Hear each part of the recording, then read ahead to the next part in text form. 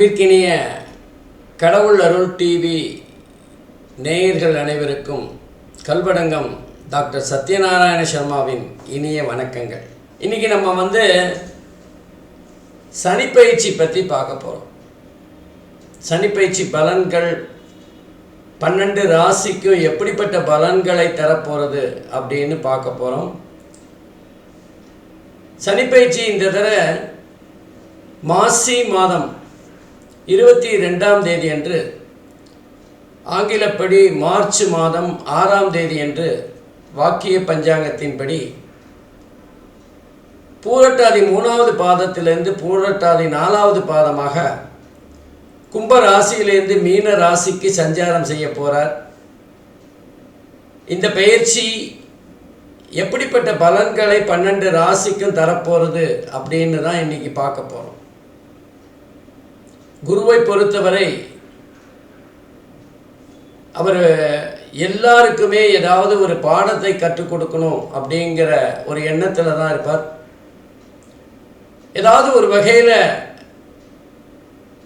கெடுபலன்களை தந்தோ அல்லது நல்ல பலன்களை தந்தோ ஜாதகருக்கு ஒரு பாடத்தை புகட்டுவார். 12 ராசிக்குமே பாடத்தை சொன்னாலும் குறிப்பிட்ட ஒரு 6 ராசிக்கு மாத்திரம் சனி பகவான் இந்த தடவை ஒரு ஸ்பெஷல் கோச்சிங் கிளாஸ் வச்சுருக்கார்.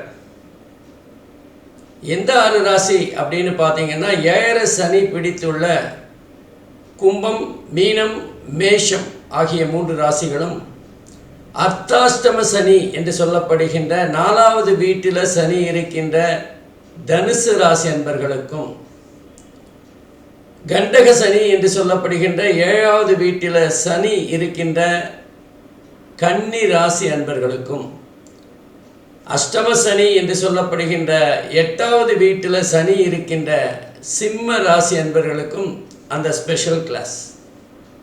வாழ்க்கை பாடம் அவங்களுக்கு கொஞ்சம் ஹெவி சிலபஸாக இருக்கும். பொதுவாக நம்ம ஒரு வகுப்பில் சில நல்ல மாணவர்களை தேர்ந்தெடுத்து அவங்களுக்கு கொஞ்சம் பிரத்யேகமாக அதிகப்படியான பாடங்களை சொல்லிக் கொடுப்பது வழக்கம். இது பள்ளிக்கூடங்களில் இருக்கிற வழக்கம். அதே மாதிரி தான் சனி பகவான் இந்த 6 ராசிக்காரர்களுக்கும் ஒரு சோதனை, ஒரு புதிய பாடத்தை எடுக்கப் போகிறார். அந்த 6 ராசிக்காரர்களும் கொஞ்சம் இந்த சனி பயிற்சி காலகட்டத்தில் கவனமாக இருக்கணும். அதே நேரத்தில் மகர ராசிக்கு ஒரு ரிலீஃப், அந்த ஸ்பெஷல் கிளாஸ் அவங்க தாண்டி வந்துட்டாங்க. மகர ராசிக்கு 7 சனியிலிருந்து விடுதலை. அதே மாதிரி கடகராசிக்கு அஷ்டம சனியிலேருந்து விடுதலை. சிம்ம ராசிக்கு இப்போதான் அஷ்டம சனி பிடிச்சிருக்கு. ஆகவே இந்த சனி பயிற்சி பலன்கள் எப்படி இருக்க போகிறது அப்படின்னு பார்க்கறதுக்கு முன்னாடி, பொதுவாகவே சனி பகவான் சரராசி அன்பர்களுக்கு கொஞ்சம் அதிகமான கெடுபலன்களை தருவார். அதுக்கு அடுத்ததாக ஸ்திர ராசி அன்பர்கள், அதுக்கப்புறம்தான் உபய ராசி அன்பர்களுக்கு கொஞ்சம் குறைவான கெடுபலன்களை தருவார், அல்லது அவங்களுக்கு கொஞ்சம் கம்மியான பாடத்திட்டத்தை வச்சிருப்பார். இப்போ மேஷ ராசிக்கு அது சரராசி அப்படிங்கிறதுனால கொஞ்சம் அந்த 7 சனி அவங்களுக்கு கெடுபலனை அதிகமாக தரும். அதே நேரத்தில் கும்ப ராசி அப்படிங்கிறது ஸ்திர லக்னமாக இருக்கிறதுனால கொஞ்சம் மீடியமான கெடுபலன்கள். மீன ராசிக்கு பொதுவாகவே 7 சனியாக இருந்தாலுமே அது உபய ராசியாக இருக்கிறதுனால பெரிய அளவுக்கு பாதிப்பு இருக்காது அப்படின்னு தான் சொல்லணும். ஆகவே இந்த சனி பயிற்சி பலன்கள் எந்த மாதிரியான பாடத்திட்டத்தில் ஒவ்வொரு ராசிக்கும் நல்லது கெட்டதை போதிக்க போகிறது அப்படிங்கிறத தான் இன்றைக்கி நம்ம பார்க்க போகிறோம். பொதுவாக இந்த சனி தோஷம் உள்ள ஜாதகம், அந்த 6 ராசி சொன்னேன்ல, அந்த 6 ராசிக்காரர்கள் ஒரு சின்ன பரிகாரம் பண்ணால் நல்லது. தோஷ பரிகாரம், சனி தோஷ பரிகாரம். பொதுவாக அந்த சனி பகவானுக்கு ரெக்கமெண்டேஷன்லாம் பிடிக்காது.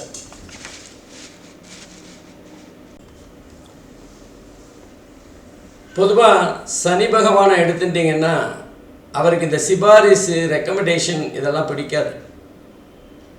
அதனால் நீங்கள் தோஷ பரிகாரத்துக்கு சனி பகவானை விட சிவபெருமானின் விநாயகர், அனுமன் போன்ற கடவுள்களை வணங்கி வழிபட்டு வந்தால் ஓரளவுக்கு சனி பயிற்சி அல்லது சனியினால் ஏற்படுகின்ற தோஷங்கள் விலகும். பொதுவாக பிரதோஷத்தன்று சிவபெருமானை வழிபட்டு வந்தால் சனியினால் ஏற்படுகின்ற தோஷங்கள் வெகுவாக குறையும். ஏன்னா பிரதோஷத்தன்னைக்கு சனி பகவானும் அங்கே சிவபெருமானை வணங்க வருவார் அப்படிங்கிறது ஒரு ஐதீகம். அதனால் பிரதோஷ வழிபாடு பொதுவாக எல்லா கிரகங்களின் தோஷங்களையும் நிவர்த்தி செய்யும். அந்த வகையில் சனி பகவானுடைய தோஷத்தையும் நிவர்த்தி செய்யும். அதே மாதிரி சனி பகவானுக்கு கருப்பு துணியில் எள்ளை கட்டி, கருப்பு எள்ளாக இருந்தால் நல்லது, நல்லெண்ணெயில் ஒரு மண் விளக்கில் பஞ்சுத்திரி போட்டு அதை ஏற்றி வரலாம். அதே நேரத்தில் தான தர்மங்கள் செய்வதனால் சனியை கொஞ்சம் நம்ம சமாளிச்சிடலாம். சனியோட பார்வையில் நம்ம நல்ல பெயர் எடுக்கலாம். அதனால் ஏழைகளுக்கு தானம் செய்யலாம், தான தர்மங்கள் செய்கிறது, அதுவும் குறிப்பாக மாற்றுத்திறனாளிகளுக்கு தானம் செய்கிறது அப்படிங்கிறது சனிக்கு ரொம்ப பிடிச்ச ஒரு விஷயம். அதன் மூலமாக சனியை நம்ம கவர முடியும், நம்முடைய தோஷங்களை நிவர்த்தி செய்ய முடியும். பொதுவாக இந்த 6 ராசிகள் சொன்னேன்ல, அந்த 6 ராசிக்காரர்கள் பிரதோஷத்தன்னைக்கு ராத்திரி ஏதாவது கருப்பு உடை அணிந்து படுத்து காலையில் அந்த கருப்பு உடையை யாராவது ஒரு எளிமையானவர்களுக்கு, வயோதிகர்களுக்கு, மாற்றுத்திறனாளிகளுக்கு தானமாக கொடுத்தால் மிக சிறந்த நிவாரணமாகும். அதே மாதிரி பச்சரிசி அதில் கொஞ்சம் கருப்பு எள்ளை போட்டு ஒரு பொங்கல் செய்து அதில் தயிரை விட்டு பிசைஞ்சு அதை காக்காய்க்கு போட்டால் சனி தோஷம் விலகும் அப்படின்னு சொல்லப்படுகிறது. அல்லது சனியினால் ஏற்படுகின்ற தோஷத்தோட வேல்யூ குறையும். ஆகவே சனி யாருக்கெல்லாம் இந்த 6 ராசிக்காரர்கள் தோஷ நிவர்த்தி அல்லது ஏதாவது எளியவர்களுக்கு தானம் செய்வதன் மூலமாக தங்களுடைய தோஷங்களை குறைத்து கொள்ளலாம். சரி, வாங்க ஒவ்வொரு ராசியாக எப்படிப்பட்ட பலன்களை அவங்க பெறப்போகிறார்கள் அப்படின்னு பார்க்கலாம். அன்பிற்கினிய மிதுன ராசி அன்பர்களே, இந்த சனிப்பெயர்ச்சி உங்களுக்கு எப்படிப்பட்ட பலனை தரப்போகிறது அப்படின்னு பார்க்கலாம். அதாவது மிதுன ராசிக்கு 8 மற்றும் 9வது வீடு, அதாவது அஷ்டமஸ்தானம் மற்றும் பாக்யஸ்தானத்துக்குரிய சனி பகவான் ஜீவனஸ்தானம் என்று சொல்லப்படுகின்ற 10வது வீட்டில் இருக்கார். அதை கர்மஸ்தானம்னு கூட சொல்லுவாங்க. அப்போ இது கர்ம சனி அப்படின்னு கூட சொல்லலாம். இந்த கர்ம சனி மிதுன ராசி அன்பர்களுக்கு ஏதோ ஒரு முக்கியமான பாடம் எடுக்க போகிறார். கடினமான உழைப்புக்காக பேர் போன, அதே நேரத்தில் நிதானமாக செயல்படுகின்ற மிதுன ராசி அன்பர்களுக்கு சோதனைகள் என்று சொல்வதை விட இதுவரை விதைத்த விதைகள் முளைக்கப் போகிறது என்று தான் சொல்ல வேண்டும். குறிப்பாக சனி பகவானுடைய பார்வையானது மிதுன ராசிக்கு 12, 4 மற்றும் 7வது வீடுகளில் விழுகிறது. சனி பகவானை பொறுத்தவரை இந்த பார்வை என்பது சற்று கலக்கத்தை கொடுக்கக்கூடியதாகத்தான் இருக்கும். கடினமாக உழைத்து மெதுவாக முன்னேறுகின்ற காலமாக இருக்கும். மிதுன ராசிக்காரர்களுடைய நேர்மை, உழைப்பு போன்றவைகள் அறுவடை செய்கின்ற ஒரு காலகட்டமாகவும் இது இருக்கும்.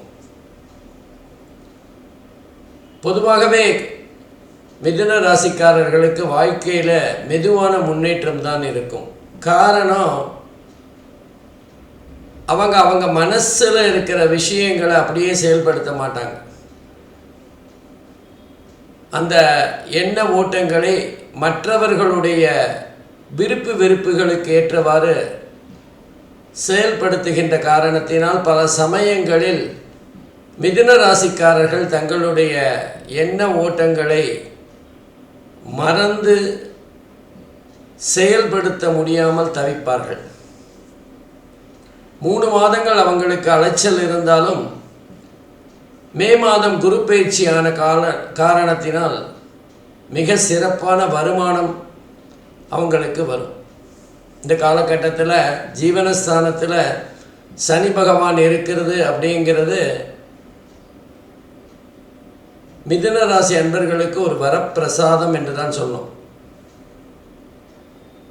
நல்லதா கெட்டதா அப்படின்னு சொல்ல முடியாத ஒரு சூழ்நிலை கூட ஏற்படலாம். காரணம், அலுவலகத்தில் அல்லது தொழிலில் மிக முக்கியமான பொறுப்புகள் கொடுக்கப்படும், புதிய பொறுப்புகள் வரும், புதிய பதவிகள் வரும். ஏற்கனவே மிதுன ராசி அன்பர்கள் பொறுப்பு கொடுத்தா அதை மிக திறமையாக தங்களுடைய முழு நேரத்தையும் செலவழித்து வெற்றி பெற வைப்பார்கள்.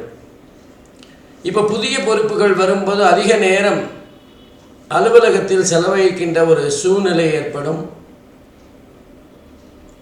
அதனால் சின்ன சின்ன சலசலப்புகள் குடும்பத்தில் ஏற்படலாம். அது 4ஆம் வட்டத்தில் சரியாயிடும்னாலும் மிதுன ராசி அன்பர்களை பொறுத்தவரை கொஞ்சம் மன அழுத்தம் தருகின்ற கடைசி, அதாவது இந்த வருடம் கடைசி காலகட்டம் 2 மாதங்கள் கொஞ்சம் மன அழுத்தம் அதிகமாக இருக்கும். மாணவர்களுக்கு மிக சிறப்பான காலகட்டமாக இருக்கும். வெளிநாடு செல்ல வேண்டும் என்று நினைத்து கொண்டிருக்கின்றவர்களுக்கு கொஞ்சம் சற்று அதிகமாக தீவிரமான முயற்சி செய்தால் வெளிநாடு சென்று படிக்க முடியும், வேலை பார்க்க முடியும். ஆகவே முயற்சி மிக மிக முக்கியமானது. மே இறுதியில் குரு பகவான் 2வது வீட்டிற்கு தனஸ்தானத்திற்கு வருகின்ற காரணத்தினால் மிக அற்புதமான பண வருமானத்தை பெறுகின்ற காலகட்டமாக இருக்கும். இந்த காலகட்டத்தில் பழைய கடன்களை அடைத்து புதிய சொத்து சேர்க்கின்ற ஒரு நிகழ்வும் நடக்கும். தீவிரமாக முயற்சி பண்ணால் நம்ம எல்லா பணத்தையும் செலவழிக்காமல் கொஞ்சம் சேர்த்து வைக்கணும் அப்படிங்கிற ஒரு எண்ணம் மிதுன ராசி அன்பர்களுக்கு மனசில் தோன்றும். கலை, அரசியல் போன்ற விஷயங்களில் ஈடுபாடு கொண்டவர்களுக்கு அற்புதமான காலகட்டம். நிறைய அதில் சாதிக்கக்கூடிய காலமாகவும் இது அமையும். செலவுகளை குறைத்து சேமிக்க வேண்டும் என்கின்ற எண்ணம் விதைக்கப்படுகின்ற காலமாக இருக்கும். பொதுவாக மிதுன ராசி அன்பர்கள் தங்களுடைய சோம்பலை மறந்துவிட்டால் இந்த சனி பயிற்சி அவர்களுக்கு மிக அதிர்ஷ்டமான சனி பயிற்சியாக மாறும். சில பேர் வாகனம் வாங்குவாங்க, வெளிநாடு செல்வதற்கான முயற்சிகளில் ஈடுபடுவார்கள். படிக்கின்ற மாணவர்களுக்கு ஏதோ ஒரு சின்ன தடை இருக்கும், ஒரு டைவர்ஷன், ஏதாவது விளையாட்டு அல்லது வேறு ஏதாவது ஒரு விஷயத்தில் ஈடுபாடு அதிகமாகி பின்னர் அதிலிருந்து விடுபட்டு மீண்டும் படிப்பில் கவனம் செலுத்துகின்ற சூழ்நிலை ஏற்படும். சனி பார்வைன்னு பார்த்திங்கன்னா விரயஸ்தானத்தில் வேறுது, சுகஸ்தானத்தில் வேறுது, களத்திரஸ்தானத்தில் வேறுது. அதனால் செலவுகள் போட்டி போட்டு உங்களை ஈர்ப்பதற்கு, கவர்வதற்கு முயற்சி செய்து கொண்டே இருக்கும். கடன் வாங்கியாவது செலவு செய்யணும் அப்படிங்கிற ஒரு எண்ணம் வரும். கடன் வாங்குவதை குறைத்தால் மிகவும் நல்லது. களத்திரஸ்தானத்தை சனி பகவான் பார்க்கறது, நான் ஏற்கனவே சொன்ன மாதிரி அலுவலக வேலை அதிகமாகின்ற காரணத்தினால் குடும்பத்தில் சின்ன சின்ன சலசலப்புகள் ஏற்பட்டு அடங்கும். சுகஸ்தானத்தில் சனி பகவானுடைய பார்வை வீழ்றதுனால தேவையில்லாத வாகன செலவுகள், ஒரு வண்டி இருக்கும்போதே இன்னொரு வண்டி வாங்க வேண்டிய ஒரு நிலைமை, அல்லது வாங்கணுங்கிற ஒரு ஆசை, அல்லது நம்ம வண்டியை அதிகமாக பயன்படுத்தாத காரணத்தினால் அந்த வாகனத்தோட செலவுகள் அதிகரிக்கின்ற ஒரு சூழ்நிலை. இந்த மாதிரி வாகனங்கள் விஷயத்தில் சில செலவுகள் வரக்கூடிய வாய்ப்புகள் இருக்குது. சில பேருக்கு பூர்வீக சொத்து கைக்கு வருகின்ற வாய்ப்புகளும் இருக்கும். வீட்டில் ஒரு பெரிய சுப நிகழ்ச்சி நடக்கும், பணம் ஏதாவது ஒரு வகையில் விரயமாற விஷயம் இருக்கும், சுப விரயமாக இருப்பதற்கான வாய்ப்புகள் இருக்குது. சனி பகவான் 10வது வீட்டில் இருக்கிறதுனால இந்த காலகட்டம் என்பது ஜாதகருக்கு மிகப்பெரிய ஒரு மன அழுத்தத்தை தரும். பெரிய வியாதிகள்லாம் வராதுக்கு வாய்ப்பில்லை. மன அழுத்தம் தான் மிக மிக முக்கியமானது. வேலை ரொம்ப அதிகமாக இருக்கும், எதிர்பார்த்ததை விட மிக அதிகமான வேலை செய்ய வேண்டிய ஒரு காலகட்டமாக இருக்கும். எது எப்படியானாலும் நமக்கு பண வரவும் அதே நேரத்தில் மன நிம்மதியும் கிடைக்கின்ற ஒரு அற்புதமான சனி பயிற்சியாக இது அமையும். மேலும் மிதுன ராசிக்கு அஷ்டமம் மற்றும் பாக்யஸ்தானாதிபதியான சனி பகவான் 10வது வீட்டுக்கு வருகின்ற காரணத்தினால் அலுவலகத்தில் சில நேரங்களில் நம்மளை பற்றி புரளி பேசுகிறதுக்கான வாய்ப்புகளும் இருக்கும். அதெல்லாம் கண்டு காணாமல் நம்ம பாட்டு நம்ம வேலையை பார்த்தோன்னா பெரிய அளவுக்கு அவங்க எதையும் வதந்தியை பரப்பிவிட முடியாது. ஏன்னா 8வது வீட்டுக்குரியவர் 10ல் போய் உட்கார்ந்ததுனால வேலைக்குரிய இடங்களில் சில பிரச்சனைகள் வரத்தான் செய்யும். போட்டி பொறாமைகள் இருப்பதற்கான வாய்ப்புகளும் இருக்குது. கொஞ்சம் கவனமாக நம்ம ஹேண்டில் பண்ணால் இந்த சனிப்பயிற்சி மிக மிக அற்புதமாக விதியை மதியால் வெல்லலாம்னு சொல்லுவாங்களே, அந்த மாதிரி உங்ககிட்ட ஒரு விஷயத்தை சனிப்பயிற்சி கொடுக்க போகிறது, அதை நீங்கள் லாபமாக பயன்படுத்த போகிறீங்களா இல்லை அதுக்கு பயந்து அடங்கி போகிறீங்களா அப்படிங்கிறது தான் ஒரு கேள்வி. நிச்சயமாக மிதுன ராசிக்காரர்கள் புதன் அதிபதியான காரணத்தினால் மிக அற்புதமாக அதிர்ஷ்டமாக யோகமாக அதை மாற்றிக்கொள்வார்கள். கடவுள் அருள் டிவியை பார்த்தமைக்கு நன்றிகள். மேலும் இது போன்ற தகவல்களை தெரிந்து கொள்ள கடவுள் அருள் டிவியை சப்ஸ்கிரைப் செய்யுங்கள். மறக்காமல் பெல் ஐக்கானை கிளிக் செய்யுங்கள்.